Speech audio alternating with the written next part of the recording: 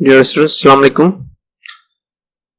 बेटा पिछले लेक्चर में हमने जो डिस्कस किया था वो ये कि अगर इंक्रीज आता है मोमेंटम के अंदर तो सिमिलरली इंक्रीज आएगा काइनेटिक एनर्जी के अंदर, और अगर इंक्रीज आया है काइनेटिक एनर्जी के अंदर तो सिमिलरली इंक्रीज आया होगा किसके अंदर, मोमेंटम के अंदर।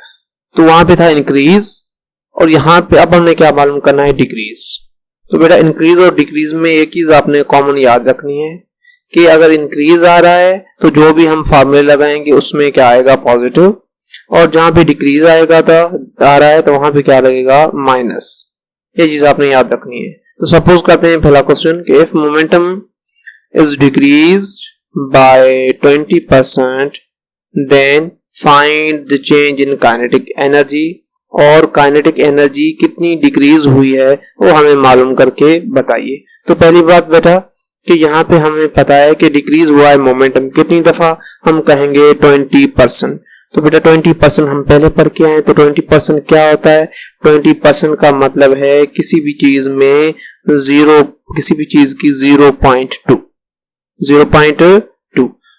तो बेटा यहाँ पे क्या हो रहा है, मोमेंटम डिक्रीज हुआ है। तो इनिशियली हम कहें कि इनिशियल मोमेंटम कितना है, p है, उसमें से डिक्रीज कितना हुआ है, 0.2। 20% में 0.2, तो इसमें से क्या करेंगे हम, 0.2p क्या करेंगे बेटा, हम करेंगे माइनस। हमने कर लिया। अब हमारे पास जो चीज बचेगी वो क्या होगी, वो हमारे पास होगी टोटल मोमेंटम जो इस वक्त होगा। अगर हम माइनस कर दें तो हमें क्या मिलेगी, हमें वैल्यू मिलेगी 0.8p। इसका मतलब है अभी जो मोमेंटम है वो कितना है, 0.8p। ये p कौन सा है, ये इनिशियल है, इनिशियल का इतनी वैल्यू हमारे पास अभी है। तो बेटा अगर ये हमारे पास मोमेंटम है तो इसी लिहाज से क्या होगी, काइनेटिक एनर्जी। तो काइनेटिक एनर्जी जो अभी हमारे पास होगी वो किसके बराबर होगी, वो बराबर होगी p² डिवाइड बाय 2m। ये बेटा p स्क्वायर, ये मैंने कौन सा लिया, मोमेंटम का स्क्वायर। तो ये मोमेंटम कौन सा होगा, ये मोमेंटम वही होगा जो हमारे पास डिक्रीज्ड है। कितना है बेटा, उसमें वो हमारे पास 0.8p है, तो हम इसके ऊपर क्या देंगे, डैश दिया है, क्यों देंगे, क्योंकि काइनेटिक एनर्जी के अंदर भी हमने डैश दिया है। तो हमारे पास क्या वैल्यू बनेगी, आगे हमने क्या करना है, हमने इसकी जगह भी ये वैल्यू पुट कर देनी है। तो 0.8p का क्या बनेगा बेटा, स्क्वायर, क्योंकि ये वैल्यू मैंने यहाँ पे प्लेस कर दी, तो प्लेस करने से क्या बच गया, हो गया हमारा 0.8p का whole square divide by 2m। तो 0.8 का स्क्वायर क्या निकलेगा, वो 0.64 निकलेगा, और p का स्क्वायर बनेगा p² डिवाइड बाय 2m। तो हमें पता है कि p² डिवाइड बाय 2m किसके बराबर है, ये ओरिजिनल काइनेटिक एनर्जी। जैसे हमारे पास ओरिजिनल मोमेंटम था वैसे ये क्या बन गई, ओरिजिनल काइनेटिक एनर्जी। तो हम लिखेंगे कि काइनेटिक एनर्जी अब बराबर हो गया किसके, 0.64 के।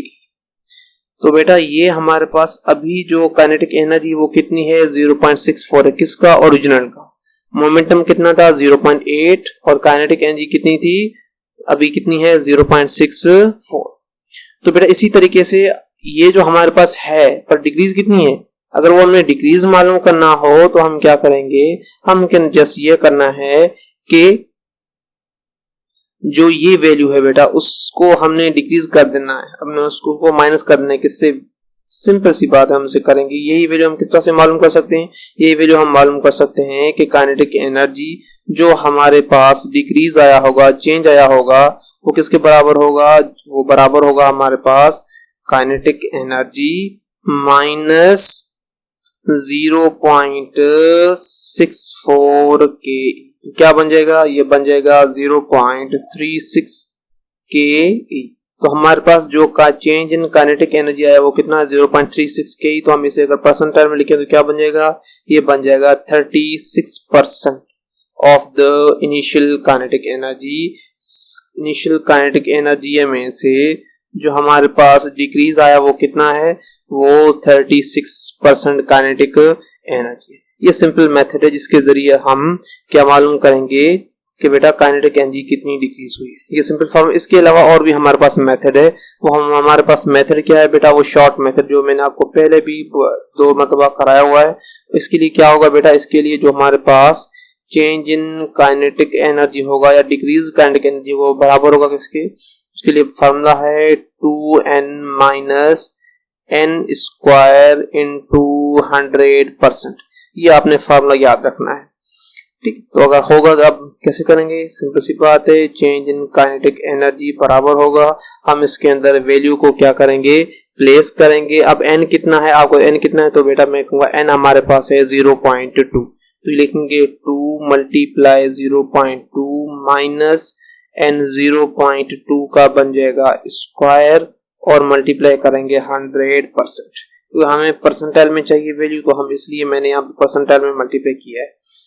तो 2 मल्टीप्लाई 0.2 जवाब क्या मिलेगा, 0.4 मिलेगा, और 0.2 का स्क्वायर क्या निकलेगा, 0.2 का स्क्वायर निकलेगा 0.04, और मल्टीप्लाई करेंगे 100%, तो हमें अगली वैल्यू क्या मिलेगी। हम अब क्या करेंगे बेटा, हमने क्या करना है, 0.4 में से माइनस करना है 0.04, तो हमें रिजल्ट में क्या मिलेगा, हमें रिजल्ट में मिलेगा 0.36, और मल्टीप्लाई करेंगे 100, तो क्या मिलेगा, मैं कहूंगा चेंज इन काइनेटिक एनर्जी जो हमें मिलेगा वो मिलेगी 36%।